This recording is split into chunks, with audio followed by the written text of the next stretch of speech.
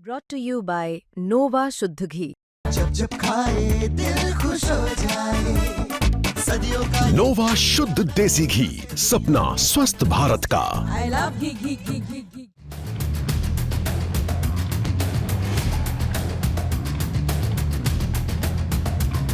उत्तर प्रदेश के पड़ोसी राज्य बिहार में इस वक्त मौसम चुनावी है। चारों ओर बस इसी बात की चर्चा है कि आखिर इस बार बिहार में बाजी कौन मारेगा। लेकिन इसी बीच एनडीए में खींचतान की खबरें भी जोर पकड़ने लगी हैं, और वो भी बिहार से ज्यादा उत्तर प्रदेश में। दरअसल अभी हाल फिलहाल में यानी रविवार को बिहार में एनडीए ने सीट शेयरिंग का फॉर्मूला फाइनल करने का ऐलान किया था। लेकिन यूपी में एनडीए के पार्टनर ओम प्रकाश राजभर ने एक नई मुश्किल अपने सहयोगियों के लिए खड़ी कर दी है। बताया जा रहा है कि सुबह सपा चीफ ओम प्रकाश राजभर ने बिहार की 153 विधानसभा सीटों पर चुनाव लड़ने का ऐलान कर दिया है। दरअसल बिहार में 6 और 11 नवंबर को विधानसभा चुनाव की वोटिंग होने जा रही है, जिसके लिए एनडीए के घटक दलों यानी बीजेपी, जेडीयू, चिराग पासवान वाली एलजेपी, हिंदुस्तान आवाम मोर्चा और राष्ट्रीय लोक मोर्चा के बीच सीट शेयरिंग का ऐलान हुआ है। और इस ऐलान को 24 घंटे भी नहीं बीते थे कि सुबह सपा ने भी बलिया में बड़ा ऐलान करते हुए अपनी मंशा साफ कर दी कि उनकी पार्टी बिहार में 153 सीटों पर चुनाव लड़ेगी। ये घोषणा खुद पार्टी के राष्ट्रीय महासचिव अरविंद राजभर ने की, और साथ ही ये भी बताया कि बिहार चुनाव में उम्मीदवारों की सूची मंगलवार को प्रेस कॉन्फ्रेंस के जरिए सामने आ जाएगी। न्यूज एजेंसी पीटीआई की माने तो सुबह सपा लंबे समय से बिहार में अपनी पकड़ मजबूत करने के लिए एनडीए में रहते हुए सीटों की मांग कर रही थी, लेकिन उनकी मांग पूरी नहीं हुई। एनडीए ने सुबह सपा को बिहार में एक भी सीट नहीं दी। अरविंद राजभर ने बताया कि उनकी पार्टी ने मई में बीजेपी की टॉप लीडरशिप से अपनी रणनीति बताई थी, आगे चलकर बिहार में रैली भी की थी। सुबह सपा ने साफ शर्त रखी थी कि अगर एनडीए गठबंधन पक्का होगा तो साथ लड़ेंगे, नहीं तो अकेले उतर जाएंगे। रविवार तक फैसले का इंतजार किया गया।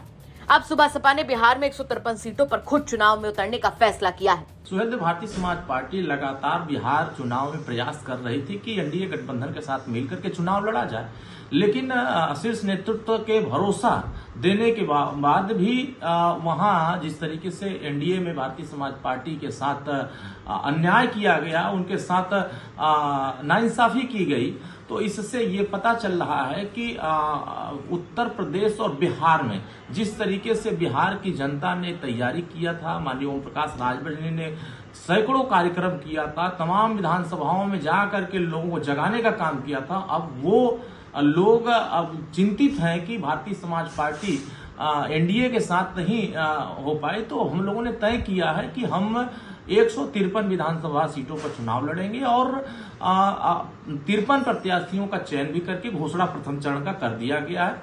अब इसमें अभी भी गुंजाइश है, अगर एनडीए के लोग भारतीय समाज पार्टी के को साथ लेना चाहते हैं, रखना चाहते हैं, तो बातचीत करके उन चीजों को हल कराएं, नहीं तो पार्टी अपने मैदान में उतरेगी। तो नुकसान कहीं न कहीं जब एनडीए को होगा तो इसका खामियाजा उनको खुद भुगतना पड़ेगा, क्योंकि भारतीय समाज पार्टी ने पिछले 1 सालों से लगातार वहां काम किया है और 18 वर्षों से वहां पार्टी संघर्ष कर रही है।